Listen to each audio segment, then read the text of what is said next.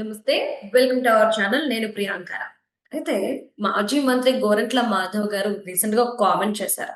ఏంటి అంటే, జగన్‌మోహన్ రెడ్డి గారి కుటుంబం ఆహ్, మొత్తం కూడా హిందూ కుటుంబం. ఆయనకి వెంకటేశ్వర స్వామి అంటే భక్తి ఎక్కువ ఆ కుటుంబానికి. అందుకే ఆయన ముత్తాత పేరు వెంకట్రెడ్డి అని. చంద్రబాబు నాయుడు గారు కులదైవం అంటూ చెప్పుకుంటూ ఉంటారు వెంకటేశ్వర స్వామిని. కానీ వారి కుటుంబంలో ఒక్కరికైనా సరే ఈ వెంకటేశ్వర స్వామి పేరుందా అని గోరంట్ల మాధవ్ గారు కామెంట్ చేశారు.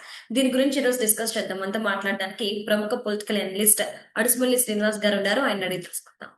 నమస్కారం సార్. నమస్కారం అండి. సార్, గోరంట్ల మాధవ్ గారేమో జగన్మోహన్ రెడ్డి గారి ముత్తాత పేరు వెంకటరెడ్డి అని చెప్పేసి అంటున్నారు. వాళ్ళ కుటుంబానికి వెంకటేశ్వర స్వామి అంటే చాలా అపారమైన నమ్మకం, అలానే భక్తి అంట. కానీ మా కుల దైవం, కుటుంబ దైవం అని చెప్పుకునే చంద్రబాబు నాయుడు గారి కుటుంబంలో ఒక్కరికైనా సరే వెంకటేశ్వర స్వామి పేరుందా అని ఆయన క్వశ్చన్ చేస్తున్నారు. ఏంటి నిజంగానే వెంకటరెడ్డి అని ఆయన ఉన్నారా? ఆయనకి చాలా భక్తి ఎక్కువ వెంకటేశ్వర స్వామి అంటే? అలా కాదండి. అసలు బోడిగుండికి మోకాలకి ముడిపెట్టినట్టుగా హ్మ్. అసలు అర్థం పర్థం లేకుండా ఏం మాట్లాడుతున్నాడో ఒళ్ళు తెలియకుండా మాట్లాడే గోరంట్ల మాధవ్ గురించి మనం మాట్లాడుకోవడం అంటే పరమ దరిద్రం.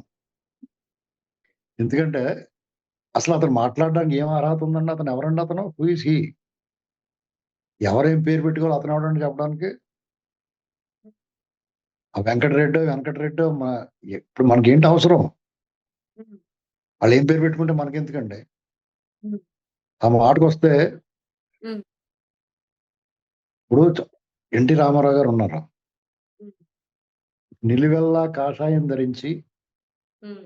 మగబిడ్డలందరికీ కృష్ణనామధేయం, హ్మ్. ఆడబిడ్డలందరికీ ఈశ్వర నామధేయంతో పెట్టుకున్నాడాయన. అవును సార్. అలాగని జెప్పేసి ఆయన భక్తు హిందుత్వము, హ్మ్.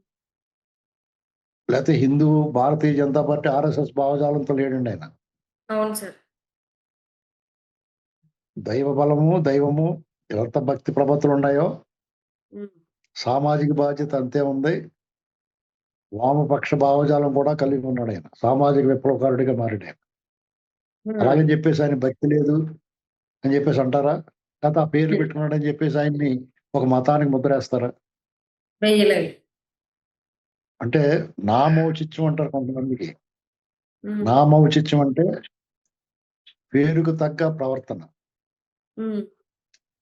గోరంట్ల మాధవ్ పేరుకు తగ్గ ప్రవర్తన ఉందండి. అత్యంత లేకిగా వ్యవహరించాడు. హ్మ్. మాధవుడంటే దేవుడితో సమానం. హ్మ్.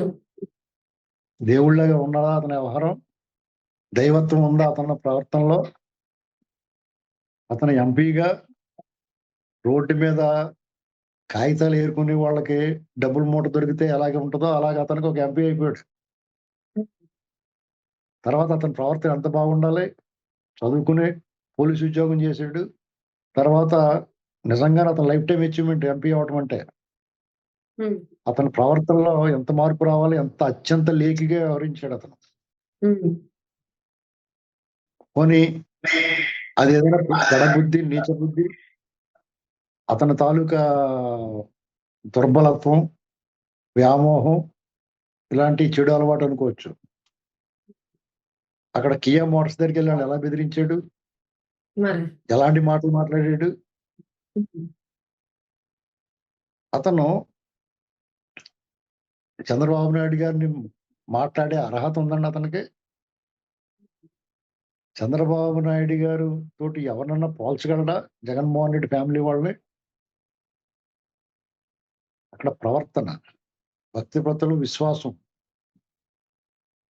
చంద్రబాబు నాయుడు గారు ఏనాడైనా సరే తిరుమల తిరుపతి దేవస్థానానికి స్వామివారి దర్శనం కోసం వెళ్ళినప్పుడు వైకుంఠం క్యూ కాంప్లెక్స్ ద్వారా వెళ్తాడాయన.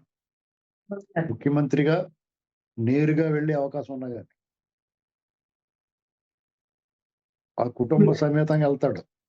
అవును. భార్య సతీ సమేతంగా వెళ్తాడాయన. పట్టు వస్త్రాలు సమర్పిస్తాడు. అవును.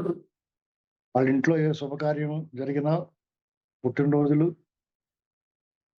జన్మదినం అక్కడ గడుపుకుంటారు. స్వామివారి సమక్షంలో ఆ రోజు హ్మ్. గడుపుతారు.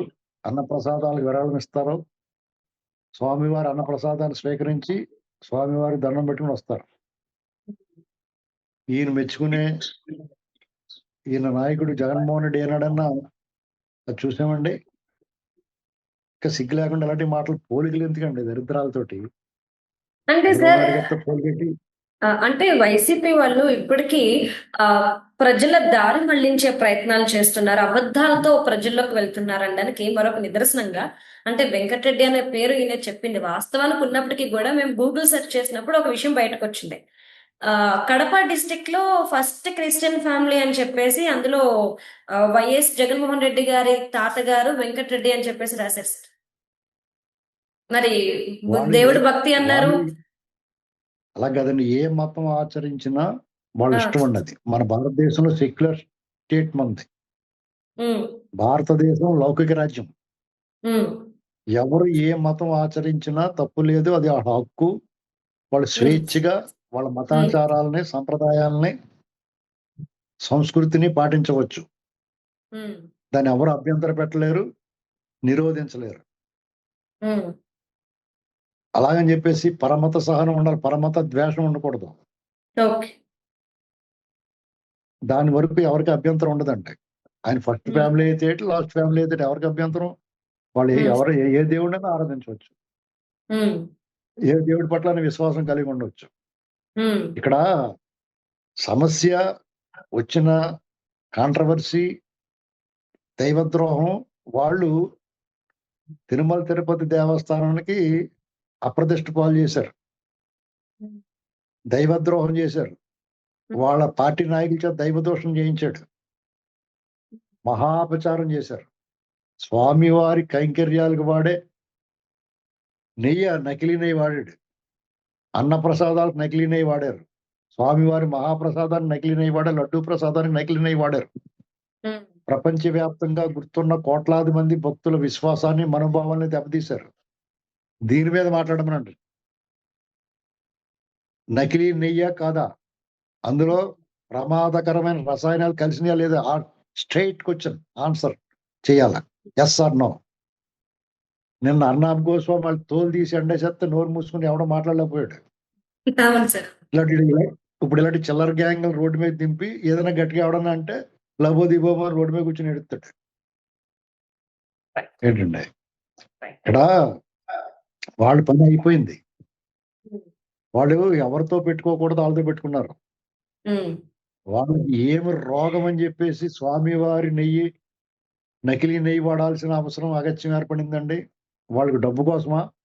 డబ్బు లోటేముంది వాళ్ళకి? ఈ దేశాన్ని, రాష్ట్రాన్ని, ఉమ్మడి రాష్ట్రాన్ని దోచుకు తిన్న దొంగలాళ్ళు. ఉమ్, అంత దోచుకు తిన్న వాళ్ళకి ఇంకా దీని మీద కక్కుర్తి ఎందుకు? ఉమ్, ఎంతో మంది ముసల్మానులు పరిపాలించారు మన దేశాన్ని.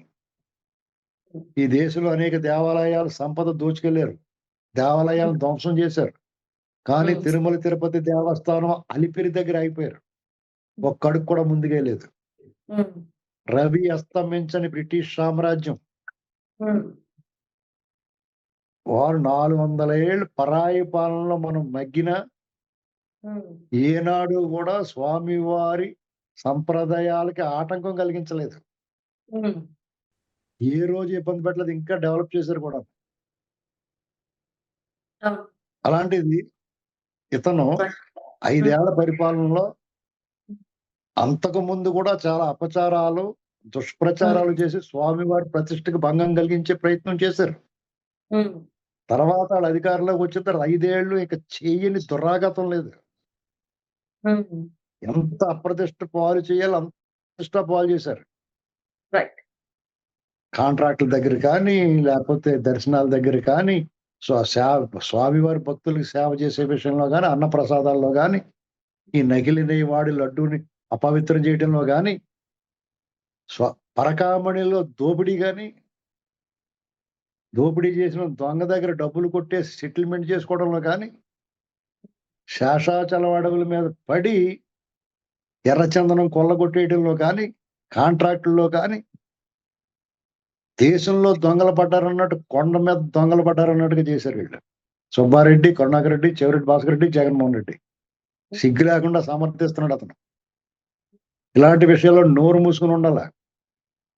ఎక్కువ మాట్లాడకూడదు. రైట్. నీకు రాజకీయ భవిష్యత్తు కావాలనుకుంటే ఎలాగా వైసీపీలో మీ రాజకీయ భవిష్యత్తు సమాప్తం. ఉమ్, శుభం కార్డు పడింది అంటారు చూసారు, వీళ్ళకి అశుభం కార్డు పడింది. వీళ్ళు క్లోజ్. అందుకనే పేటరేగిపోయి చెలరేగిపోయి అడ్డగోలు వాదనలో ఎదురుదాడి అస్త్రంగా తీసుకున్నారు. ఎన్నాళ్ళు చేస్తారు? రైట్. మెళ్ళు ఇరిగిపోయేదాకా మాట్లాడతారు అలాగా. కాబట్టి ఒళ్ళు దగ్గర పెట్టుకుని నీ నీ నీ జలాల విషయంలో చంద్రబాబు నాయుడు గారిని, రేవంత్ రెడ్డి గారిని కూడా అతను నోటుకొచ్చినట్టు మాట్లాడుతున్నాడు. ఏమైనా ఒళ్ళు దగ్గర పెట్టుకుని మాట్లాడాలి. అతను ఇంకా ఎంపీని అనుకుంటున్నాడు. ఉమ్, జగన్మోహన్ రెడ్డి పరిపాలన ఉన్నాం అనుకుంటున్నాడు. వీళ్ళందరూ ఆ భ్రమలోంచి బయటికి రావాలా. రైట్. ఆ భ్రమలోంచి బయటికి రాకపోతే ఉమ్, పనిష్మెంట్ చాలా ఇదివరకు ఈయన అరెస్ట్ చేసినప్పుడు సాటి పోలీస్ కదా అని చెప్పేసి మర్యాదగా వదిలిపెట్టినట్టున్నారు. ఉమ్, ఈసారి మడతలు పెట్టేస్తారు, అది గుర్తుపెట్టుకోవాలి. Okay. Thank you so much sir.